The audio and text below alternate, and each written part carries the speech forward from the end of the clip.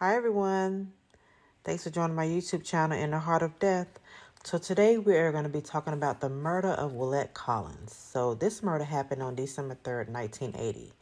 So Whelette Collins, Don Keeling, and Yolanda Woods were all cheerleaders for North Carolina Wesleyan College in Rocky Mount, North Carolina. So they were all coming from a cheerleading at a junior varsity basketball game when they decided to go to Whelette Collins' car to retrieve an item. So upon reaching the car in the parking lot, they encountered Kermit Smith Jr. So Kermit Smith Jr. Actually started talking to the girls. They had a brief conversation, and it ended up that he pulled out a gun and basically threatened the girls. So at that time, he made the three girls get into Willette's car, and he instructed them to drive him to his vehicle, which is a short distance away near Wesleyan College. When they got to his vehicle, he put Yolanda Woods and Don Keeling in the trunk of the car, and he made Whelette Collins get into the front seat of the car. He then drove the young ladies 30 miles to an abandoned gravel pit in Weldon, North Carolina. So from there, he kept Don and Yolanda in the trunk of the car, and he started talking to Willette.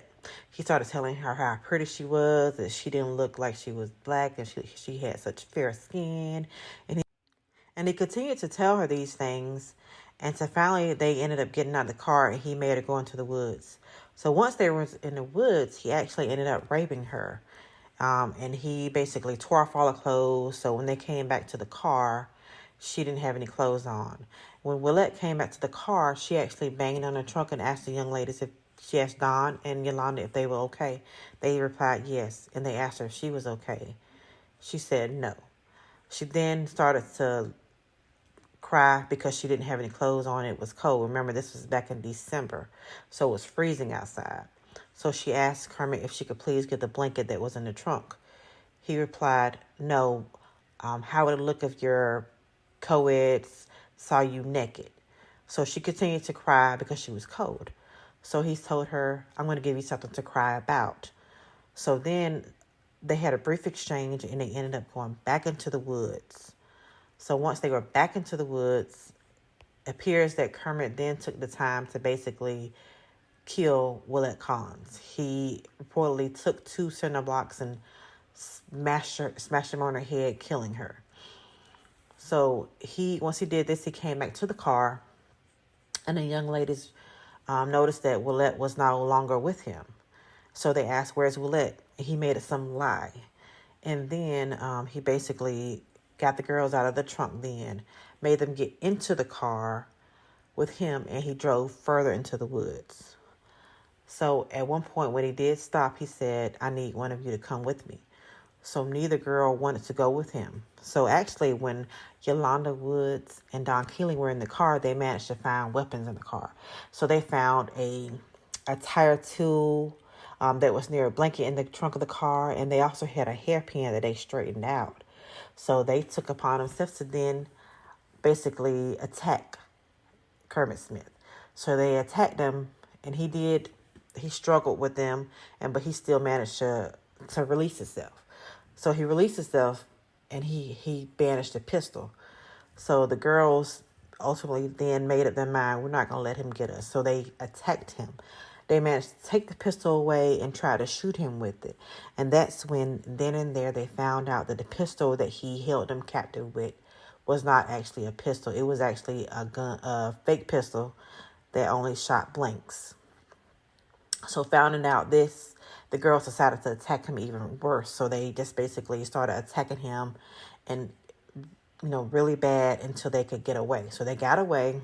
A couple of hours went by, and then they walked closer to the road, which 95 North wasn't too far from where their location was. So they managed to walk that far, flagged down a vehicle, and then that person in that vehicle helped them find a sheriff. So in the meantime, Kermit Smith went back so he left the scene. He went to his mother's house and told his mother that he had been jumped and robbed. So his mother took him to an emergency room, and he got him treated. So on the way back from the emergency room, he lied and said he lost his keys. So his mother then dropped him back off at the gravel pit. And he was able to then go back to Whelette Collins' body and take her legs, stuff them into two cinder blocks, and then push her in the river. So then he was on his way to leave the scene when the sheriff came up with the other two young ladies, Dawn and Yolanda, in the car, and that's when they screamed, "That's him." So immediately the sheriff got out of the car, held a pistol to Kermit Smith and said, "Stop right there."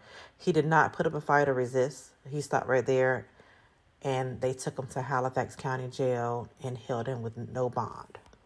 So Kermit Smith's charges were murder, rape, and robbery. And again, he was held in the Halifax County Jail. So Sheriff Bailey, the sheriff that did capture Kermit Smith, said that Kermit Smith's hands, car, coat, everything was drenched in blood. They said he was barefooted and dripping wet. His hands were blood-soaked and looked like he had been killing hogs. So that's how filthy his body was. So Smith even told Sheriff Bailey that he threw Whelette Collins' body in the water and that he wanted to see his lawyer. So the sheriff did call the rescue squad, and they actually came out and were able to retrieve Whelette Collins' body from the water. So the trial, months passed by, and the trial date was set. So the trial only lasted 4 days, and it was held in Halifax County. And the witnesses included Yolanda, Dawn, Whelette Collins' mother, and also on the other side, it was Kermit Smith's sister. They all testified. There may have been a few more people, but those were the main people who did testify.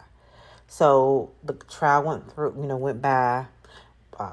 Kermit Smith kept saying that he did not kill her. He kept making up lies and said she did it to herself, and or he had an issue and problem, that he had a hard life and he was not to blame for her dying, and he just made up a bunch of lies. Well, that did not work. He was actually convicted of first-degree murder, as well as he had a kidnapping charge and a robbery charge as well. So he was convicted, and once the trial date came, the jury basically convicted him, and his sentence was death. Now, Kermit Smith, as I said, continued to basically lie and said he didn't do it or make up some kind of excuse, and he wasn't all there, and that it wasn't his fault. So he appealed the case. He appealed the case several times. It ended up getting to the Supreme Court, but they declined to hear the case because they felt like the courts were right in their decision. So Kermit Smith basically spent a total of 14 years and 4 days trying to overturn his case after the trial. So he was able to actually be on this earth 14 years, almost 15 years after he had murdered Whelette Collins. So other things that came out is that Kermit Smith also had a prior criminal record. So he actually had an 18-month suspended sentence and 3 years probation for assault, where he attacked a man and a woman. He also had other charges as well, and he actually kept a diary. And in that diary, he had some horrible things, said lots of horrible things about what he wanted to do to women and how women basically paraded themselves around wearing short things and tummy tops and different things, and that one day they're going to get what they're asking for. So he had all this hate into his journal, and he kept that journal, and the public did not learn of the journal until after the trial. But this is what kind of mind this sick bastard had. He had all these thoughts in his mind. So he was going to eventually continue to do harm to others. He felt like he was above women. He wanted to hurt women. He was just an all-around sick individual. One of the things he wrote in his diary was, "I have the perfect plan for capturing and raping and killing a girl, because I'm sick of the way they always go around in bikinis and halters, and it is as to say, look what I have, you can't have it. They always tantalize boys and get boys to be their slaves for the reward of a little kiss or something. Well, I'm going to get one of them. I don't know who it'll be, but one girl will regret her actions. The only reason I can't afford to plan something this bold is because I won't live to take the consequences. I've been contemplating rape for over 1 year, but I've been contemplating suicide for even longer, about 5 years. I raised the knife, hesitated, looked at it a second, and then pinged it down forward. So this was August 14, 1975 entry that he had. So this dated back almost 5 years before he actually raped and murdered Whelette Collins. This is what kind of sick individual I'm talking about. So some of the things that came out after Whelette Collins passed is that she was fearful about going to school, especially to a big school. So this is why she chose to go to a school in the South, a smaller school. She had fears of just her safety. And I hate to know the fact that her fears came true. She did not want to go to a big school at all, and she still found her life taken in a smaller school. So the school did have a memorial for her. The teachers, students, everyone was just shocked at what did happen. So they did have a memorial, and they had a great turnout. One of the tidbits that did come out was that Willette Collins' family did sue the school. So I'm not sure what the verdict was on that, but they did have a $2.5 million lawsuit against North Carolina Wesleyan College. And I imagine it's because they did not have a safe environment for their daughter, and she was able to get abducted and then raped and killed. So her last few minutes of her life were torture. I mean, imagine going through a rape, getting raped, and then a short while later getting killed and ending your life. So I said Kermit Smith did get the death penalty.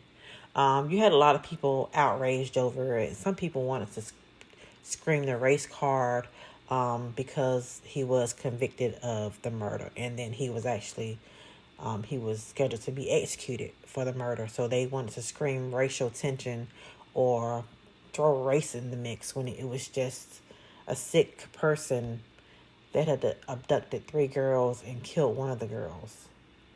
So when you have execution involved, you have some naysayers, not just on the racial side, but basically saying that to execute someone is not in the freedom of religion.